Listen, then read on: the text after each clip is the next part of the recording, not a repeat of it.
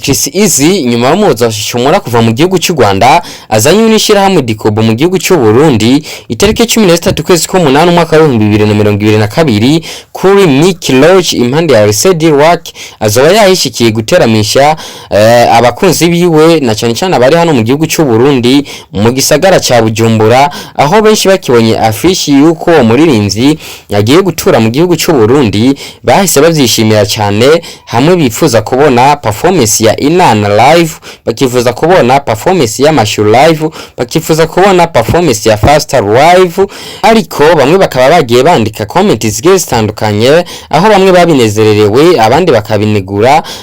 mu kwandika menshi bavuga bati Chris Eazy ntiyari bwagere ku kiwango cyuko yoshobora gutabwa k'amafaranga akurizwa indege azanwa mu gihugu cyacu cy'u Burundi kuko hani wacu gusa dufise benshi bamurenze haba mu kuririmba mu kwandika n'ijwi ryiza aho hatanzwe karorero kuri Sten, Double J, Sarbi n'abandi benshi. Mbega nawe ubibona kumwe nabo bavuga uko canke Chris Eazy ku ndirimbo ziwe Faster, Amashu, Inana zizoshobora kuzuza miki?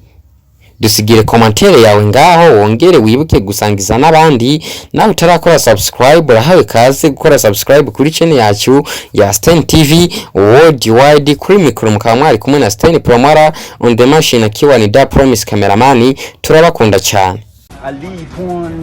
And you know my people, this is your boy Chris Eazy, big lovers from Bujumbura, my people from Burundi, ndabaramukije cyane, ndashaka kujya mbatumire guys, I'm coming for you, ni ku itariki 13 twese duhure kuri Mickey Launch Ball, uzabiri kumwe nanjye DJ Diriman, we gonna party, don't try to miss out man, love you guys.